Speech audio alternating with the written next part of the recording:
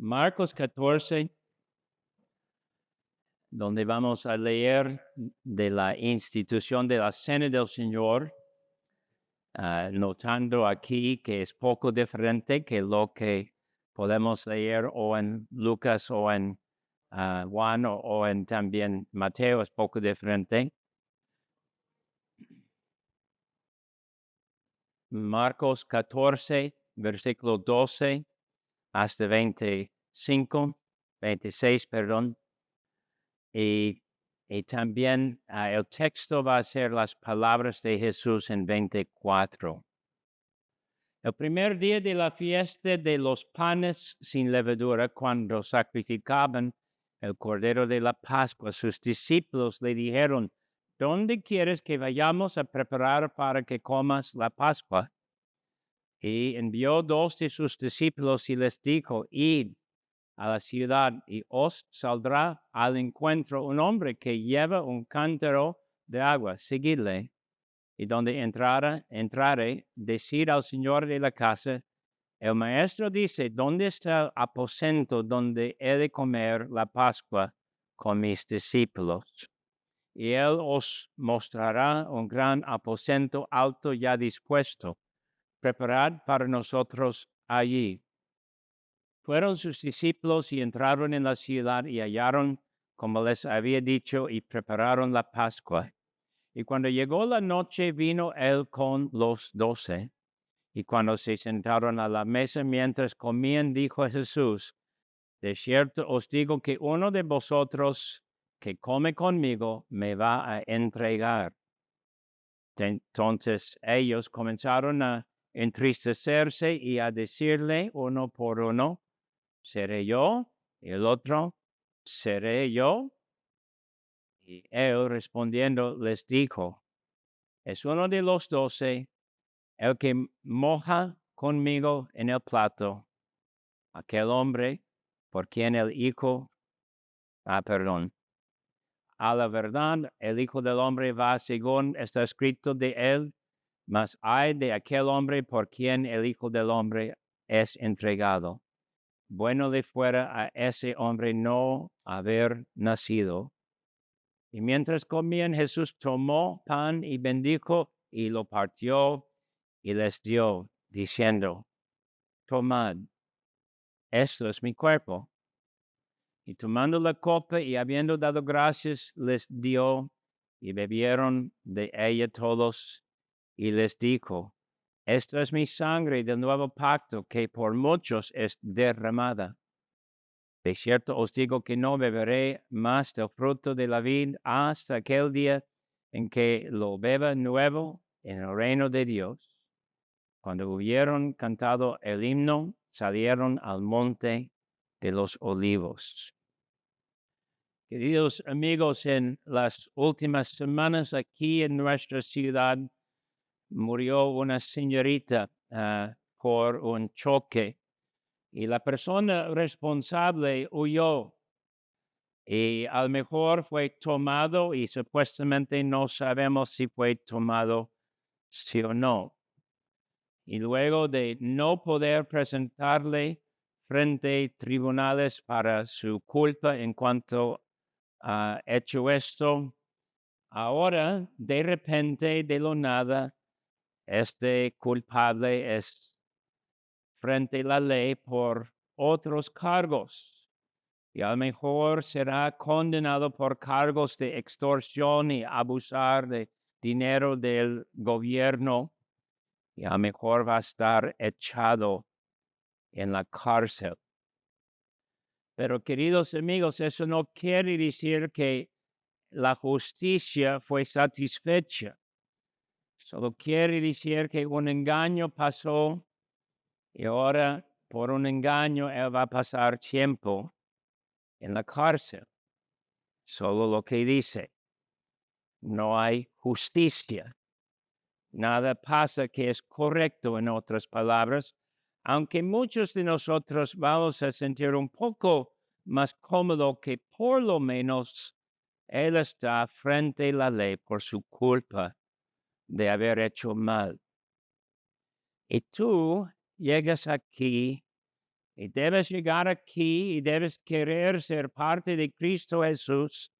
Y debes llegar aquí y querer ser parte de Cristo Jesús y confesar y ser dueño de la verdad que eres condenado y mereces la condenación, que Dios en cualquier momento tiene derecho a condenar a cualquier ser humano. Cristo aquí nos enseña que Dios condenó su Hijo y fue condenado en tu lugar. Y aquí, justo antes de morir, Cristo nos dio la cena del Señor como algo para causarnos recordar y tomar en nosotros mismos la mera verdad que Cristo tomó nuestra condenación. En los años que vienen, van a decir que algo de las autoridades de Vallarta eran culpables de este hombre no buscando o no hallado bajo su propia responsabilidad. Tú un día, en algo completamente diferente, vas a estar presentado ante el juez del mundo. Y aunque eres responsable, vas a pasar de la condenación a la vida, porque Cristo habló estas palabras y habló acerca de tomar pan y tomar la copa y recibir estas cosas como algo que es diferente de lo que merecemos, pero igual de lo que Él hizo. Aquí en el contexto tienes que fue parte de las fiestas de los judíos. Aquel día, versículo 12, fue nombrado día de reposo, es decir, fue día cuando nadie trabajaba y la única cosa que hacer fue preparar la fiesta. Y la pregunta de preparar la fiesta tuvo que ver con una respuesta preparada de la cual los discípulos no sabían nada. Y es tan interesante, ¿verdad?, que tenemos ellos sin conocimiento y Cristo solo dice, versículo 13 y 14, que hay algo preparado. Pueden ir, van a encontrar lo que es todo preparado. Y alguien sabía porque alguien recibió los discípulos y prepararon todo y luego fueron. Y luego, versículos 17 a 21, tenemos ellos en este convivio de algo de fiestas y de celebrar algo de la Pascua, de la fiesta de panes sin levadura. En este sentido, en este momento, algo nuevo fue dado a ellos que nombramos Cena del Señor. Pocas horas él iba a ser rechazado por todo el pueblo. En poco tiempo él va a estar muerto. Y por tribunales, 6 tribunales tuvo Jesús en pocas horas. Durante toda la noche en tribunales, bajo jueces que hicieron mal, bajo jueces que no persiguieron justicia, que no quisieron hacer correcto, bajo un juez, Poncio Pilato, que le declaró inocente, pero luego fue condenado por él mismo. En poco tiempo después de este momento, Cristo estará en una cruz. Pero poco tiempo después, resucitado. Y fácilmente nosotros podemos tomar esta información y recibimos todos estos detalles y tomamos a nosotros con gozo que todo esto pasó y podemos decir con Pablo en Romanos 4:25 que fue algo muy especial y fue algo que fue importante y necesario. Todo esto, Romanos 4:25, el cual fue entregado por nuestras transgresiones y resucitado para nuestra justificación. Justificados pues por la fe, tenemos paz para con Dios por medio de nuestro Señor Jesucristo.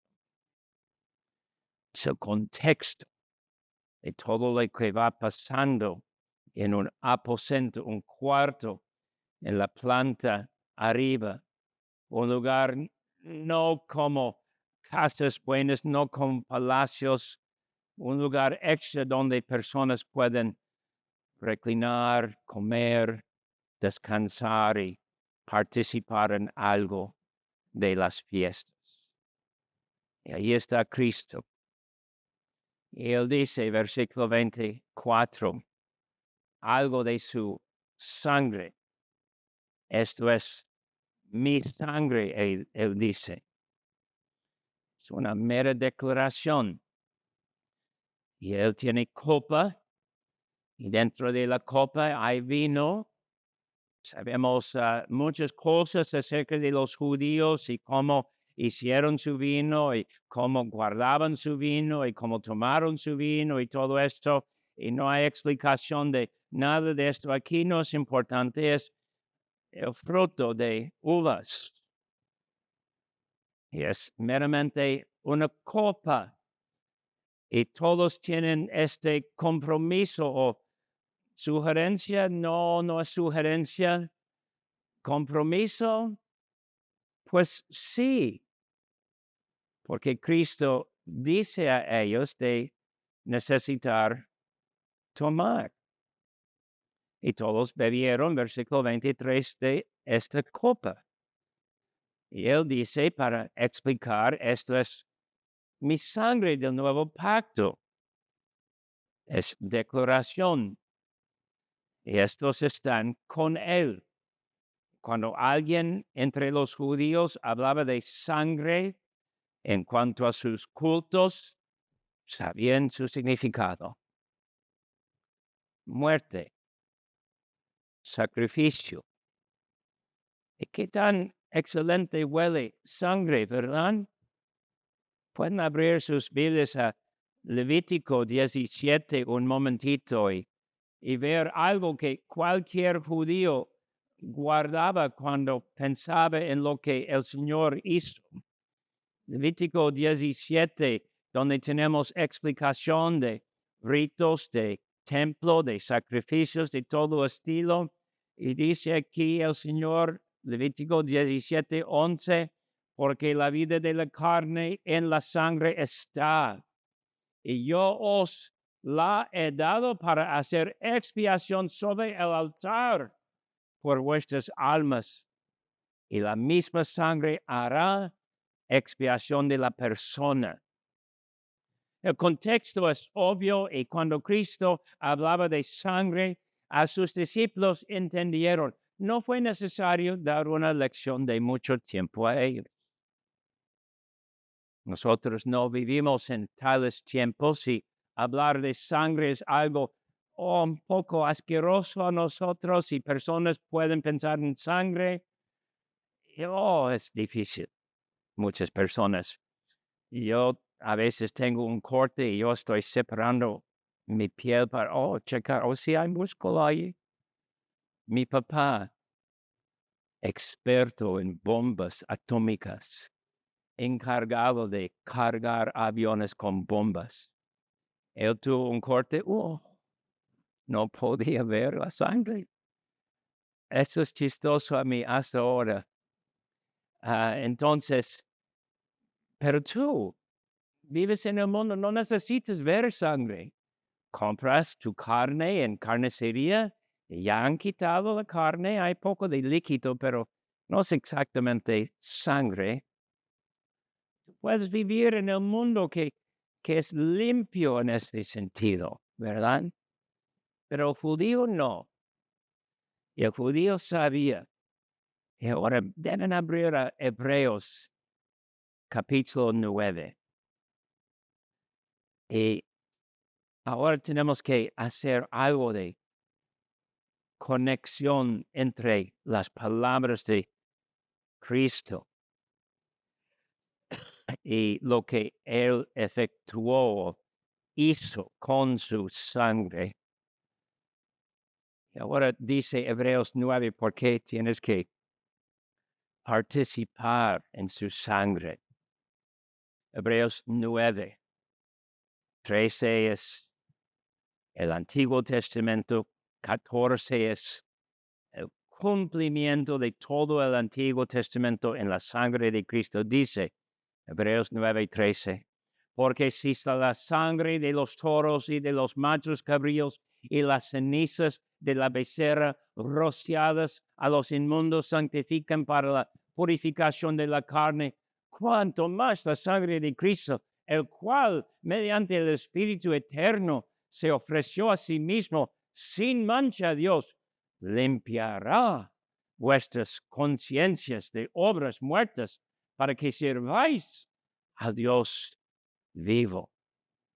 Entonces, no hay secretos aquí, no es nada inusual, sino es una persona, no es un toro, no es una oveja, no es cordero, es persona que dice algo de sangre. Y sangre, alguien es condenado. Algo está sobre su cabeza. ¿Y qué está sobre la cabeza? El pecado, la condenación, la muerte. El tipo que mató a la joven de nuestra comunidad, a mejor cuando va a la cárcel en unas semanas, ojalá, va a pensar que está pagando su deuda a la comunidad. Y todos los que van entrando en la cárcel están pensando que están pagando su deuda. Y después de estar libres, piensan que todo esté bien y están bien ellos entonces. Pero no, porque hay tribunal después.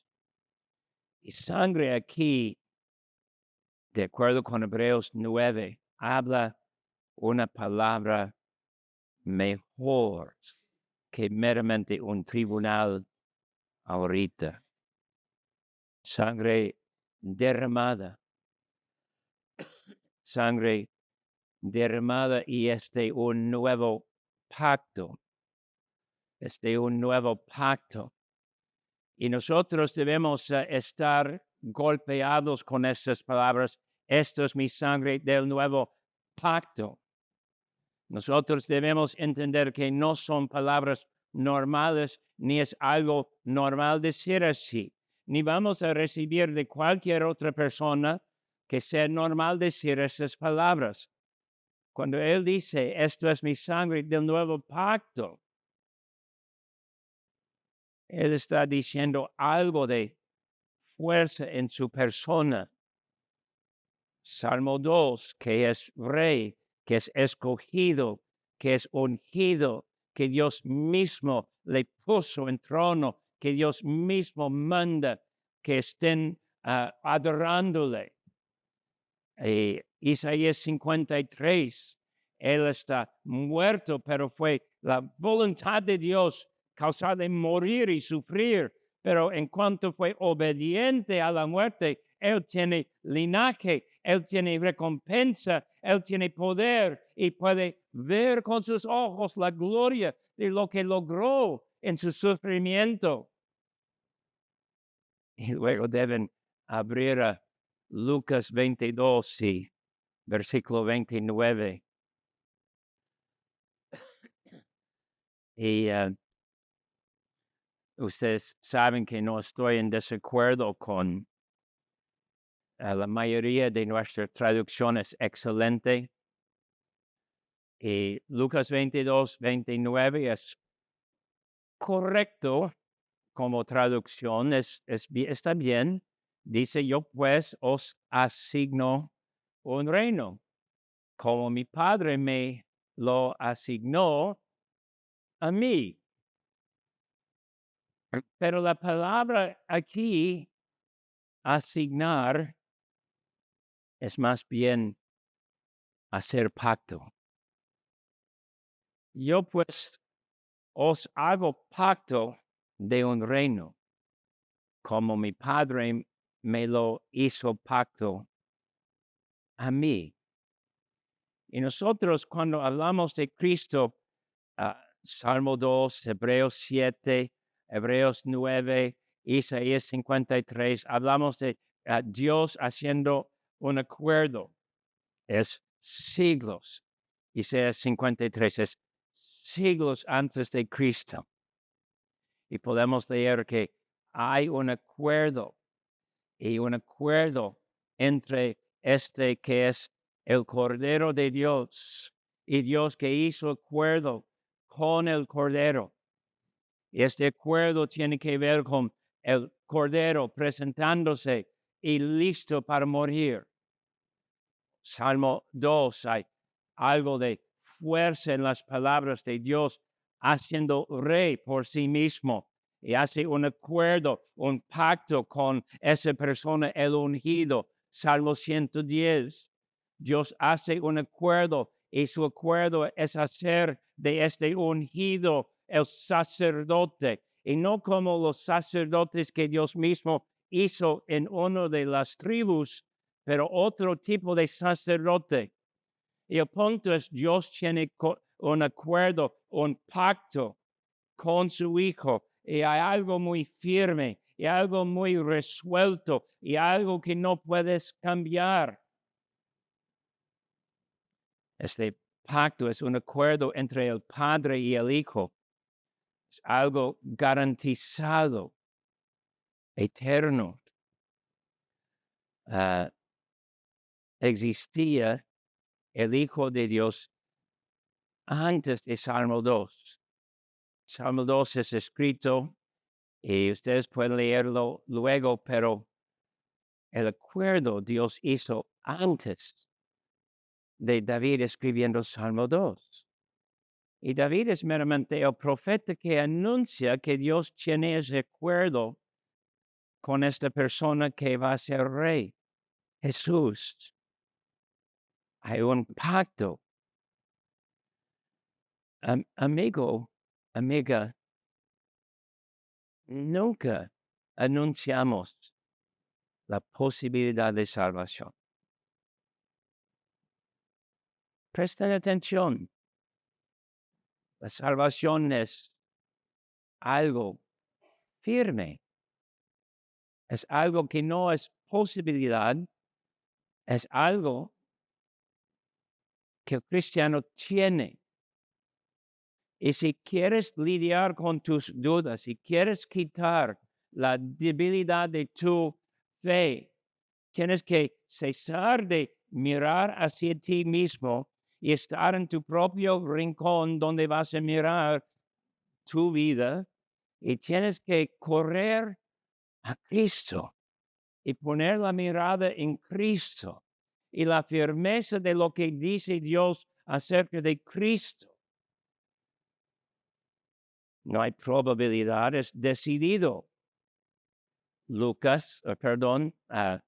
Marcos 14, 24, esto es mi pacto del nuevo pacto, que por muchos es derramada. Esto es mi sangre del nuevo pacto, que por muchos es derramada. Gracia es segura, salvación es del Señor. No es de tu poder menospreciar tu persona, no es de tu poder decir algunas oraciones, no es de tu deseo estar en la iglesia, es de lo que Dios hizo por medio de Jesucristo. Y gracias a Dios hay un lugar donde puedes acudir y escuchar una palabra, y no es palabra de Zacarías ni palabra de cualquier otro pastor, sino es presentar Cristo y mostrar Cristo y que no hay meramente probabilidad, pero seguridad. Hoy siempre tenemos esa tentación, ¿verdad? Voy a ver algo de mi vida y voy a buscar certeza. No. Voy a ver mi participación en la iglesia, como bien involucrado estoy en la iglesia y voy a tener certeza. No. voy a ver que hago muchas cosas de que habla la Biblia y por haber hecho muchas cosas de que habla la Biblia voy a tener certeza. Estoy esperando. No.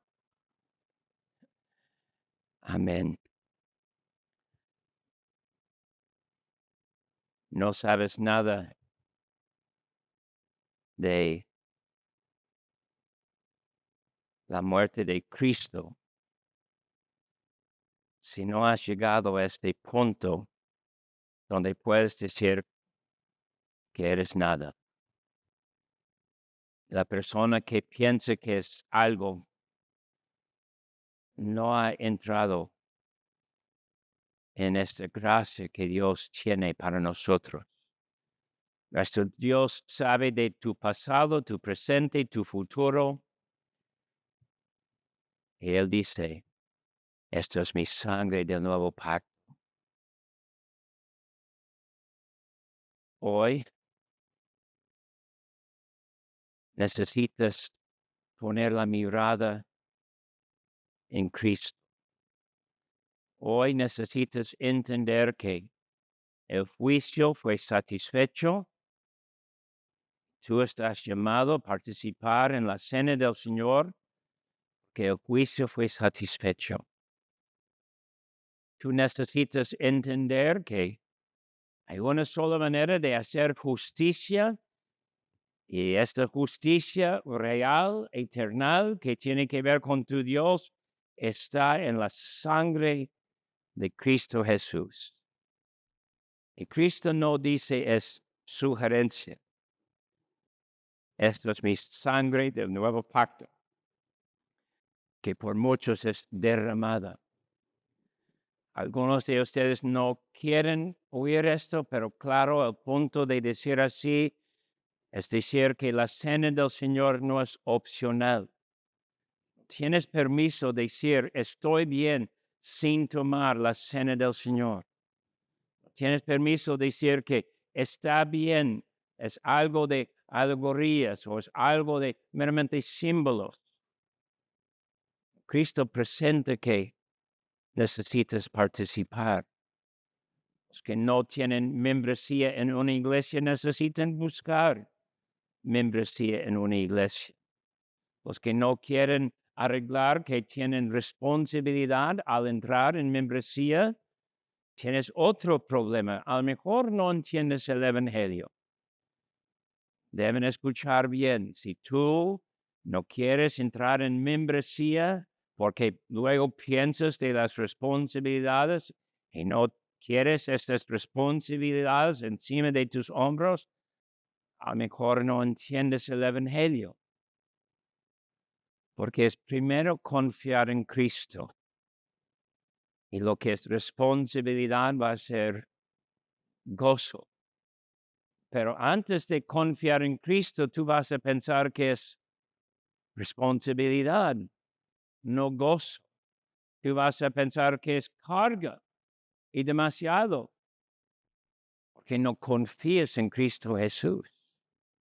Él dice que mi carga es liviana.